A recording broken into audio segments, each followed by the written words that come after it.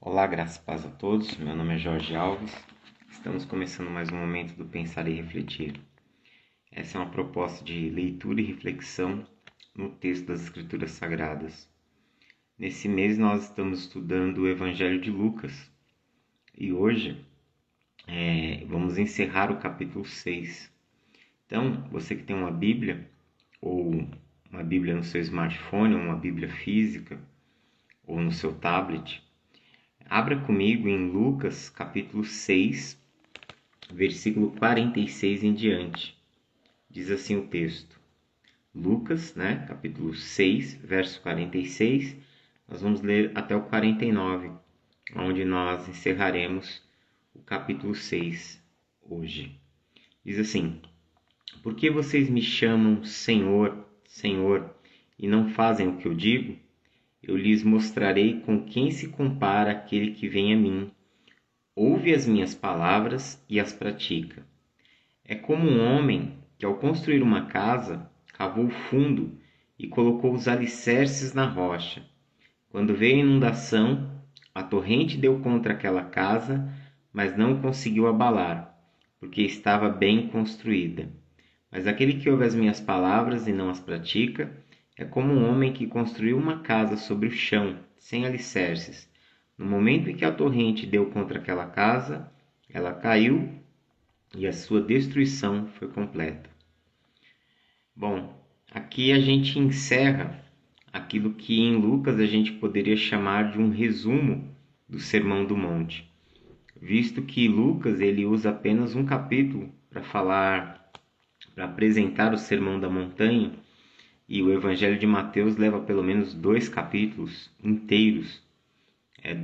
Praticamente 3 capítulos inteiros, o capítulo 5, 6 e 7, para transmitir esses ensinos de Jesus. E essa mesma passagem que nós acabamos de ler, ela é o fechamento do Sermão da Montanha no Evangelho de Mateus. Você pode acompanhar essa mesma passagem que a gente leu aqui.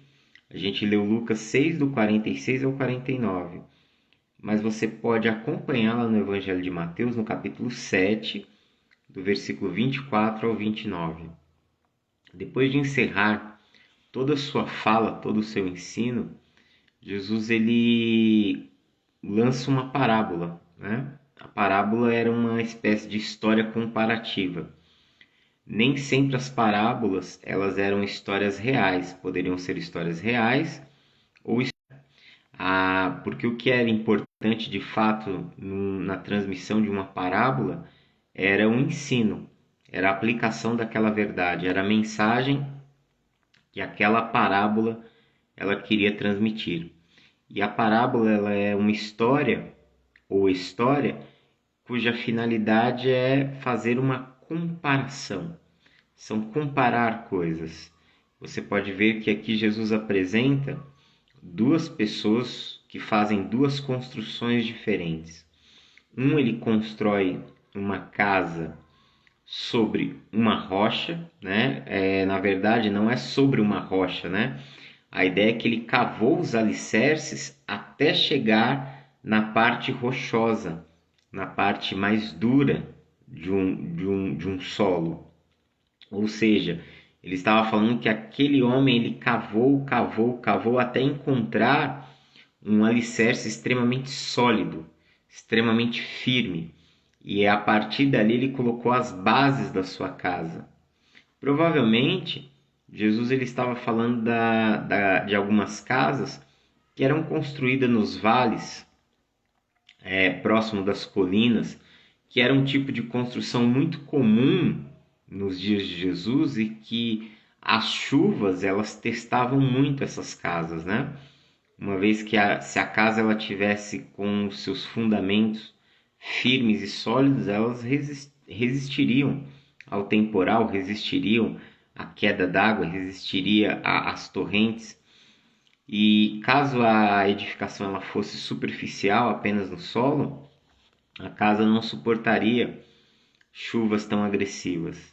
Então ele está falando de um homem que constrói uma casa que tem um trabalho árduo. No verso 48 ele diz assim: aquele que ouve as minhas palavras e as pratica é como um homem que ao construir uma casa, ele cavou fundo e colocou os alicerces numa rocha, ou seja, ele cavou até chegar no limiar, até chegar na parte mais dura, na parte rochosa, para que ali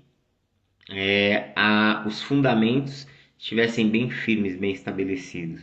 E ele compara o outro homem, que é aquele que ouve as palavras e não as pratica, como um homem que construiu uma casa apenas na superfície, sem aprofundar muito, sem se dar ao extremo trabalho de colocar as bases num solo rochoso. E aí ele fala que no momento que veio uma chuva, destruiu aquela casa, trouxe o fim, né, daquela construção. Então, basicamente o que Jesus ele quer nos falar é sobre construções, aonde nós estamos construindo a nossa vida, onde nós estamos, como nós estamos construindo, como nós estamos vivendo, porque a casa, no fim das contas, é uma metáfora, é um símbolo para a vida. Ela representa, a casa, na parábola de Jesus, representa a nossa própria vida, representa a nossa própria humanidade, representa quem nós somos. E o que define quem nós somos? Não só a educação que recebemos, não só a nossa personalidade, mas basicamente algo que define muito quem nós somos são as nossas escolhas. São as decisões que tomamos em nossas vidas, elas vão construindo a nossa história, elas vão mostrando quem somos, como somos. Então, querendo ou não, isso se torna parte fundamental da nossa vida, da nossa experiência enquanto seres humanos. E esse é o grande desafio aqui, ou o grande X da questão nesse texto onde nós estamos construindo a nossa vida, ou seja, como nós estamos vivendo, quais são as bases da nossa vida. Se nós olharmos para o primeiro exemplo,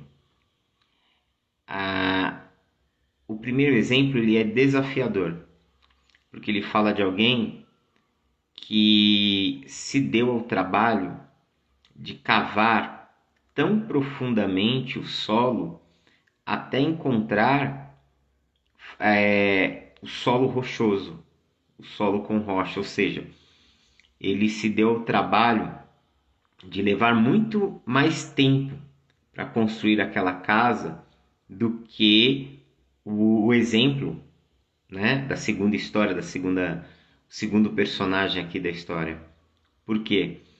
Porque ele teve que cavar, ele teve que trabalhar, ele teve que ter paciência, ele teve que esperar, ele teve que lidar com os desafios daquilo que ele estava fazendo. Isso nos ensina que construir algo sólido, construir algo que permaneça, que atravesse os tempos, que prevaleça diante dos obstáculos, diante dos desafios, vai demandar esforço, vai demandar trabalho, vai demandar paciência, vai demandar todas aquelas coisas que normalmente nós não gostamos. Nós somos pessoas que temos uma tendência para as coisas cômodas. Isso está no nosso inconsciente. Nós queremos tudo aquilo que é cômodo. Nós queremos tudo aquilo que facilita a vida. Nós não queremos gastar tempo com nada. Nós queremos todas as coisas prontas, resolvidas, bem definidas, acabadas. E o que vai acontecer? Nessa perspectiva de vida e de mundo em que nós vivemos, porque na verdade todo esse processo de aceleração no mundo, todo esse desenvolvimento tecnológico, toda a nossa contemporaneidade, ou seja, todo o momento que nós estamos vivendo no hoje, É um momento que nos empurra fatidicamente para que a gente queira todas as coisas prontas, todas as coisas mastigadas, todas as coisas fáceis. O mundo que está sendo construído é um mundo que lhe oferece comodidades. O problema dessa comodidade é que nós a recebemos, mas vamos dizer que nós não a merecemos, nós não a construímos, nós não fizemos por onde. E quando você olha para a Escritura, desde a criação do homem, ficou estabelecido que algumas coisas na existência humana elas acontecem por meio do mérito. Aqui eu não estou falando da graça de Deus, aqui eu não estou falando da salvação, daquilo que Deus fez por nós, desse ato imerecido, mas eu estou falando da construção da vida, até porque quando Jesus ele fala aqui, ele compara um homem prudente, um homem sábio, de um homem tolo, de um homem imprudente, ele está falando acerca das suas escolhas. Ele está falando acerca desta vida. Ele está falando de como nós vivemos a nossa vida. E o homem que construiu a primeira casa, ele construiu uma casa sólida. Ele construiu uma casa resistente. Ele construiu a melhor casa. E ele pôde desfrutar do seu trabalho. Ele pôde desfrutar do empenho talvez de meses, talvez anos de uma construção que lhe proporcionou segurança, que lhe proporcionou estabilidade, que lhe proporcionou paz. Porque mesmo nos dias difíceis, nos dias de intempéries, nos dias de chuvas, nos dias torrenciais, ele estava em paz, porque o que ele havia construído lhe garantia segurança, lhe garantia sobrevivência, lhe garantia que todas as coisas elas estariam estáveis na sua vida. Ou seja, ele colheu o fruto do seu penoso trabalho. Ou seja, estar em paz, estar protegido, estar guardado, estar vivendo bem, quando a situação se tornou caótica, quando tudo ao redor estava caótico e ele está desfrutando de paz, é algo meritório. Ou seja, ele fez por merecer, ele se empenhou, ele aceitou o desafio de ter que caminhar mais lento, de ter que sair da sua zona de conforto, de ter que lidar com situações desafiadoras, de ter que enfrentar os seus medos, de ter que pôr a sua cara a tapa, se desafiar e construir um caminho que fizesse com que tudo valesse a pena. E ao construir esse caminho, ele pôde desfrutar de paz, desfrutar de segurança, desfrutar de estabilidade. Já o segundo exemplo da parábola de Jesus, ela remete muito para a nossa cultura e para os nossos dias. Você pode ver que o texto diz que ele constrói uma casa sobre o chão sem alicerces. Por que ele faz isso? Ele é imediatista. Ele quer o resultado rápido. Ele quer que as coisas aconteçam de pronto. Esse que constrói a casa sobre a superfície, ele prefere muito mais ter o prazer do que ter o trabalho. Ele prefere muito mais acelerar o processo por meio de atalhos rápidos para que ele possa desfrutar de maior conforto. Só que o que acontece? Toda essa movimentação, como nós vemos hoje, impulsionada por aquilo que os sociólogos chamam de a tirania do urgente, essa movimentação em querer as coisas rápidas, essa movimentação em querer as coisas resolvidas, essa movimentação para o que é fácil, não garante segurança, não garante estabilidade, não garante bem-estar. Aparentemente, se você olha para os dois exemplos dos dois homens, o que está construindo a casa e cavando até ter um alicerce sólido, ele parece ser alguém que está fora da moda, está fora daquilo que talvez fosse o mais prático, o mais comum e o mais conveniente. Talvez ele, ao construir essa casa, aprofundando seus alicerces até colocá-la sobre uma rocha, talvez as pessoas olhassem para ele e talvez achassem que era um desperdício de tempo, um desperdício de trabalho, um desperdício de esforço, que tamanha concentração, tamanha doação não era necessário, já que o normal era se fazer como no segundo exemplo. Nós precisamos tomar cuidado com os normais do nosso tempo. Nós precisamos tomar cuidado com os normais da nossa cultura. Porque muito provavelmente o normal do nosso tempo, o normal da nossa cultura, o normal da nossa sociedade, aquilo que é o da moda, aquilo que é o modismo, aquilo que todo mundo faz, aquilo que é a tendência, pode muitas vezes não nos levar à estabilidade, pode muitas vezes não nos levar ao sucesso. Hoje as pessoas elas preferem fama do que sucesso. Fama é você ter o reconhecimento, o aplauso, é você ter os olhos fitos, voltados para você. O sucesso é aquela consciência de que você cumpriu o seu dever.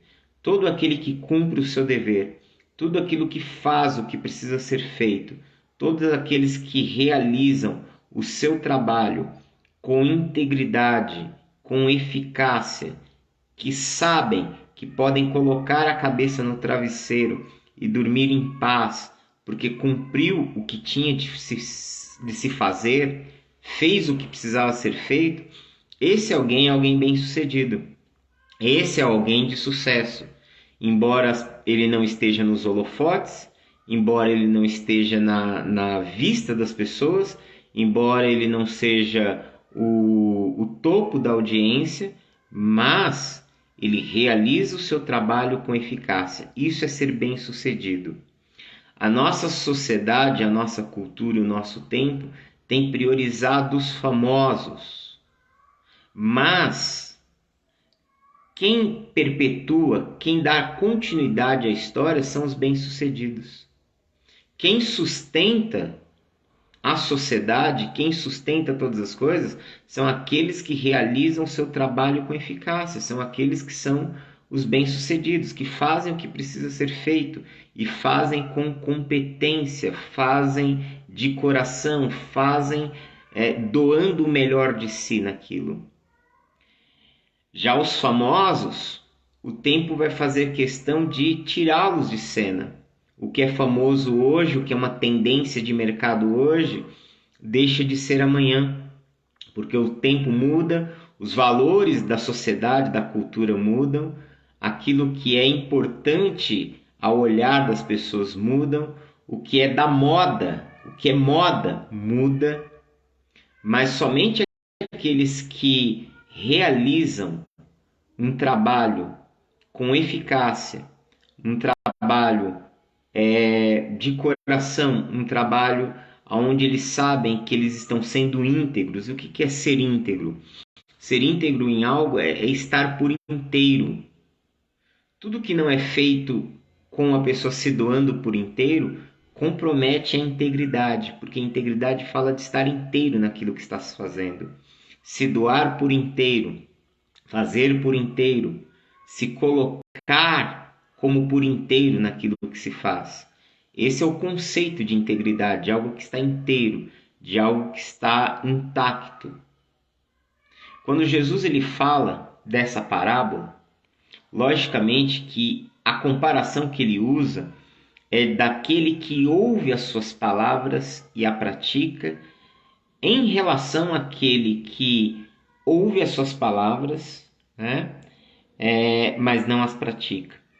E aí, além dessa história nos falar sobre construção, como e onde nós estamos construindo a nossa vida, como nós estamos fazendo as nossas escolhas, quais são os caminhos que nós estamos trilhando, nós estamos construindo a nossa vida, buscando atalhos, buscando fama, buscando reconhecimento, nós estamos trilhando a nossa jornada, buscando aplausos humanos, buscando facilidades, buscando coisas que sejam cômodas, ou nós estamos na nossa vida construindo uma vida com trabalho, com espera, com dedicação, nos desafiando, porque construir qualquer coisa que tenha validade, construir qualquer coisa que atravesse os tempos, construir qualquer coisa que possa ser um legado para uma outra geração, que possa inspirar outras vidas, é algo que vai custar e demandar tempo, vai demandar a nossa vida entregue naquilo que nós estamos fazendo. E hoje nós queremos resultados rápidos. Você pode ver que todas as pessoas que têm resultados rápidos, lhes falta uma característica primordial daqueles que são pessoas bem-sucedidas. Toda pessoa bem-sucedida, toda pessoa de sucesso, toda pessoa realizadora, ela é alguém que tem consistência, que ela caminha em um nível, que ela caminha numa média, que ela caminha e ela não para de caminhar, ela continua fazendo, independente do tempo que esteja acontecendo, independente do momento, independente da fase, ela continua sendo quem ela continua produzindo o que ela sempre produziu, ela continua trabalhando com aquilo que lhe foi dado. E as pessoas que buscam a fama, que buscam essas realizações rápidas, elas estouram num momento e logo em seguida elas desaparecem. Parecem fogos de artifício, né? Fazem um barulho, um estrondo, trazem um colorido para o céu, para a paisagem, mas logo desvanecem, logo desaparecem. Quando Jesus ele fala sobre esta parábola da construção das casas, automaticamente me vem o Salmo 1, que também é um salmo que faz essa comparação.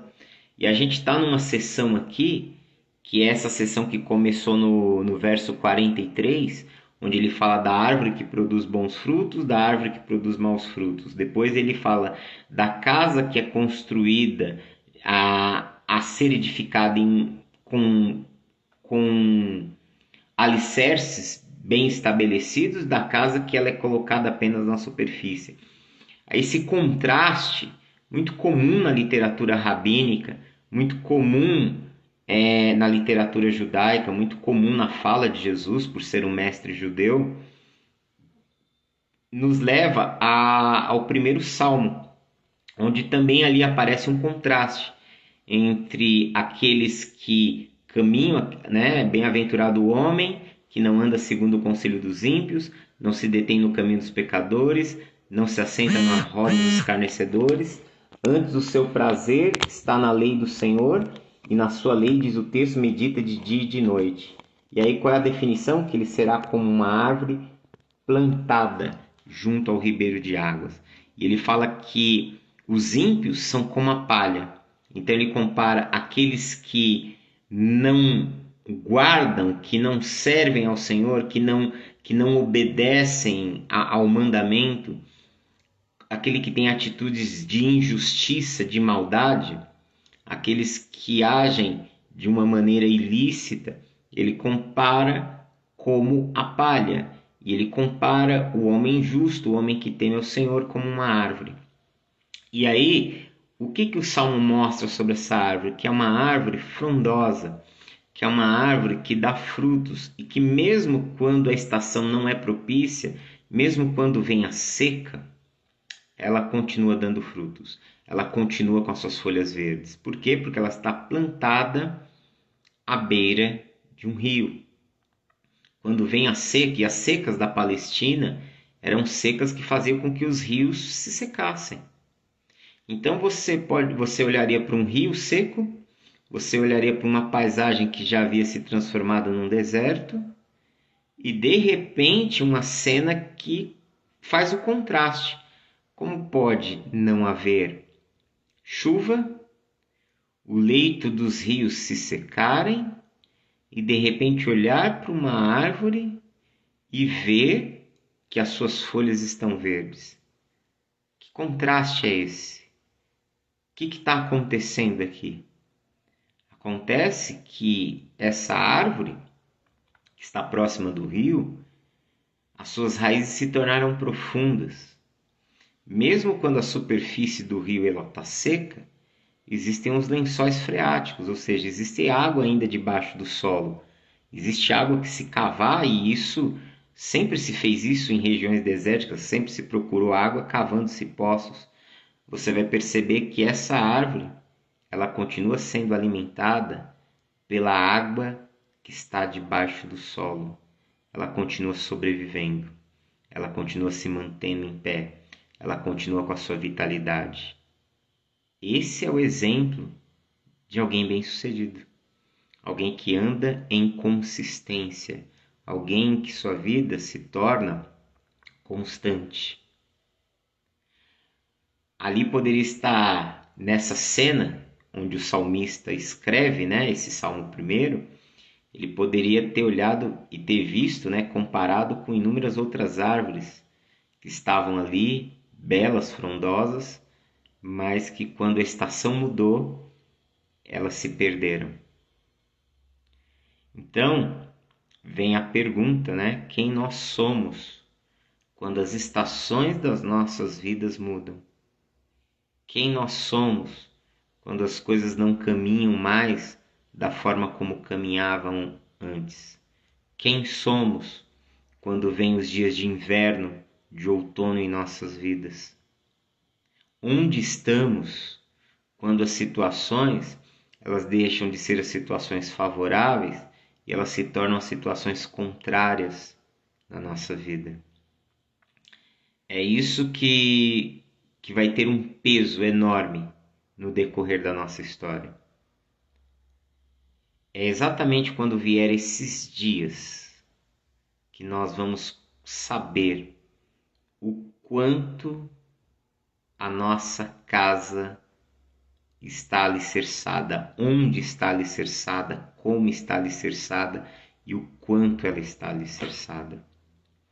Porque Jesus disse que aquele que construiu a casa e cavou até chegar aos alicerces de uma rocha, quando veio a inundação, a chuva deu contra aquela casa, mas ela não a abalou, ela não derrubou, porque ela estava bem construída.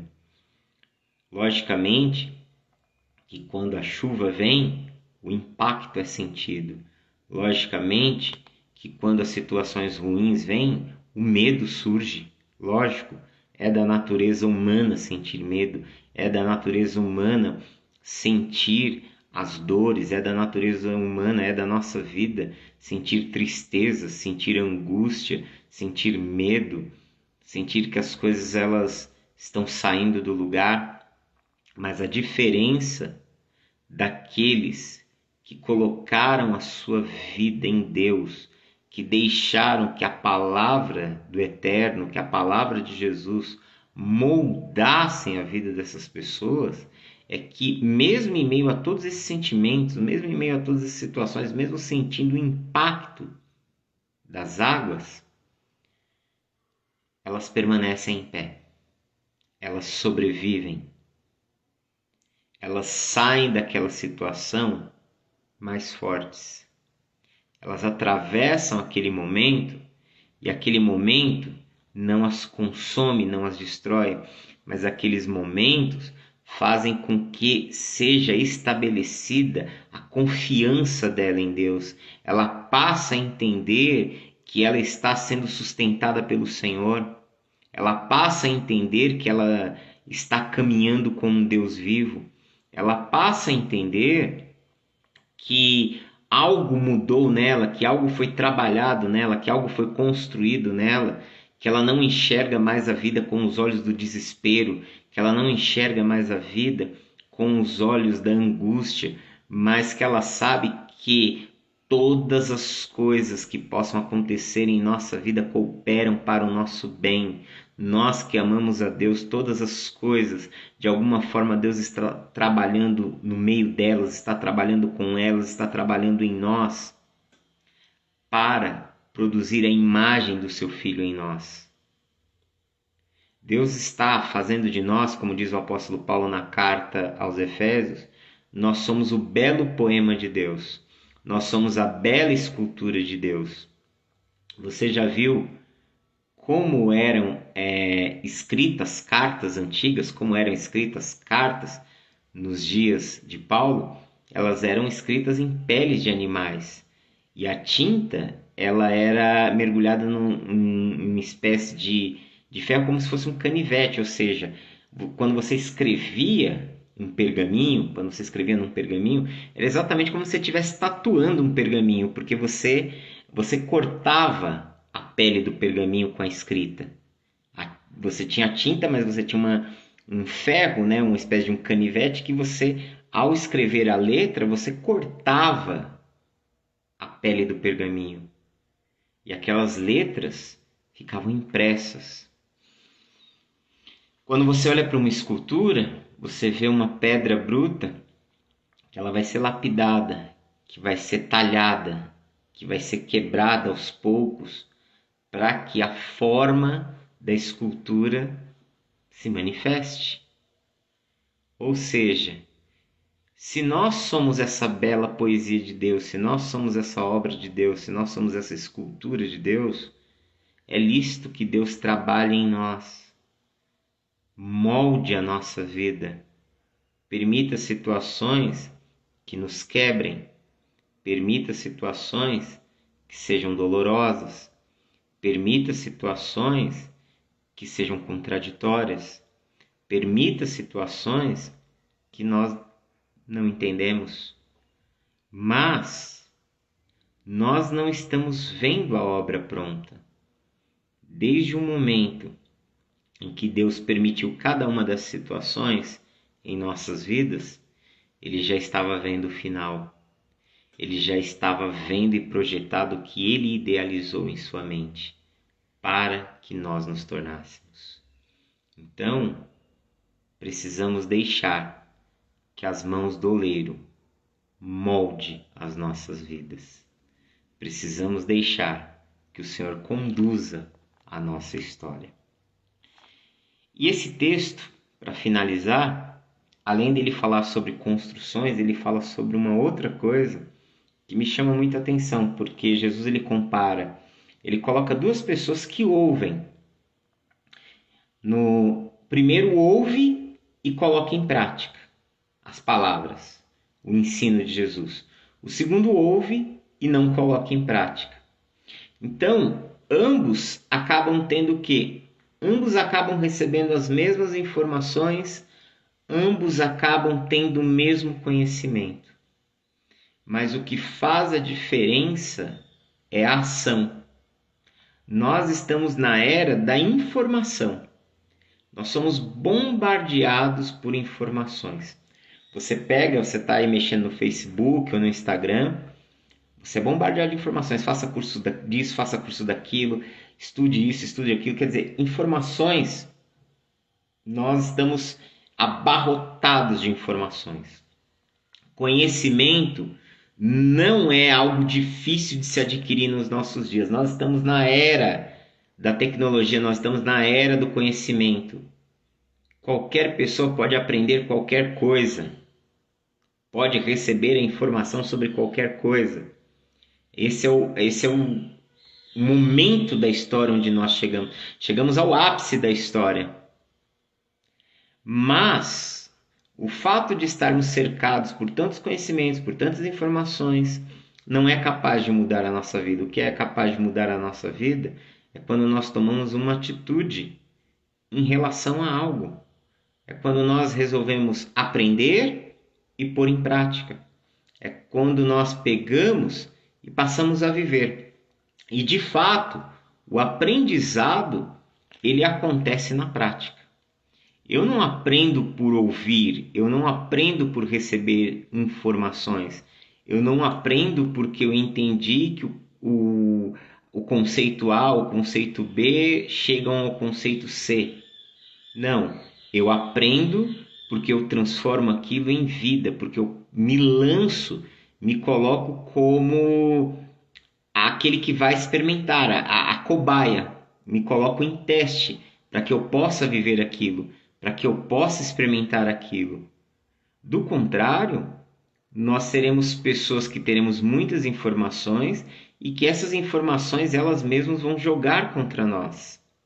Você pode ver que aqui em Lucas não, mas no Evangelho de Mateus, onde você tem uma versão mais extensa do Sermão da Montanha, e também no Evangelho de João, Jesus enfatiza muito isso, que o conhecimento que os líderes religiosos têm da Torá depõe contra eles mesmos.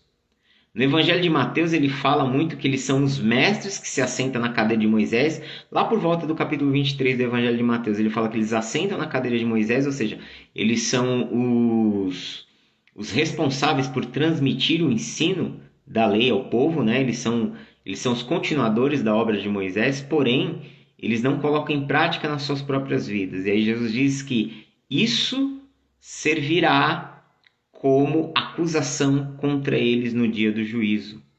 Ou seja, acumular informações sem colocar em prática, isso se volta contra a nossa própria vida, apenas depõe contra nós mesmos.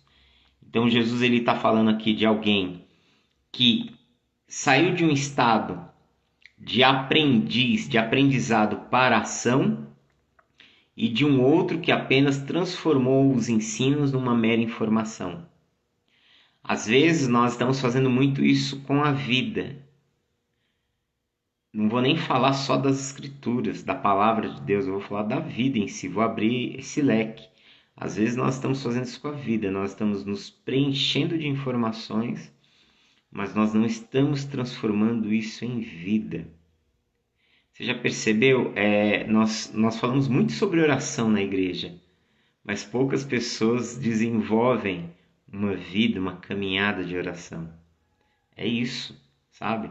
Nós falamos sobre muitas coisas e nós corremos o risco de que isso se transforme em meras informações. Se isso for uma mera informação, isso vai depor contra a gente. Isso se torna algo contrário à nossa vida. Nós precisamos colocar isso na nossa prática, nós precisamos trilhar o caminho. A grande diferença, o que encerra o Sermão do Monte, Jesus ele fala, olha, de tudo que eu falei, se vocês procurarem obedecer, viver, trazer para a existência de vocês, vocês vão construir um nível de vida onde vocês serão pessoas bem-sucedidas, onde vocês serão consistentes e constantes e onde vocês vão sempre poder experimentar da graça e da presença de Deus, vocês sempre vão acessar esse poder secreto do Altíssimo, independente do momento, da circunstância que você esteja vivendo. Você pode estar passando pelo pior momento da sua vida, mas você vai conseguir acessar essa presença que vai te fortalecer, que vai te consolar, que vai te sustentar, e quando as águas vierem, Por mais que você sinta o impacto das águas, por mais que causem medo e temor, você vai atravessar esse momento.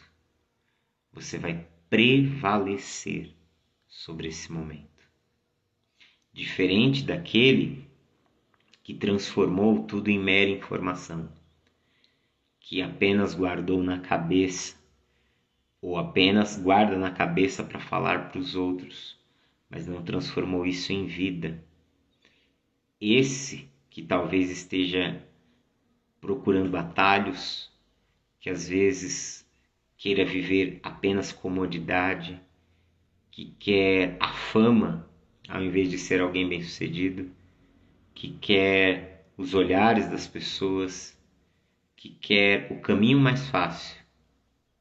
O caminho mais fácil, quando vier os dias difíceis, se transformará em perdas trágicas.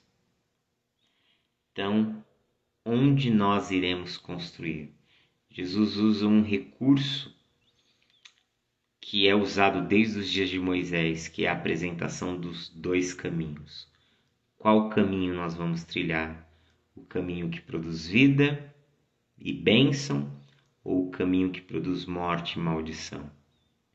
E lembrando as palavras de Moisés no Deuteronômio, Deus diz por meio de Moisés: escolham, pois, a vida. Escolhem, pois, a vida para que vivam plenamente tudo aquilo que o Senhor tem para a vida de vocês. Vamos orar? Pai, nós te louvamos por tua bondade e graça, nós te bendizemos por esse tempo, pela tua presença. Peço que abençoe os teus filhos, que o Senhor nos ilumine, que o Senhor nos instrua e que o Senhor nos ajude, Senhor, a não fazer das tuas palavras, do teu conhecimento, mera informação para o nosso intelecto, mas que possamos transformar em atos práticos, que possamos trazer para a vida, que possamos existencializar isso na nossa pele, na nossa vida, que possamos viver o teu evangelho, que a tua graça possa nos fortalecer e que possamos edificar a nossa vida, aprofundar a nossa vida, chegar, ó Pai, a tocar em ti, descermos ao nível daquilo que tu queres realizar em nós. Por isso, Senhor, edifica em nós uma casa firme, uma casa na rocha. Oramos a ti em nome de Jesus. Amém? Deus abençoe em Cristo. Um forte abraço e até mais.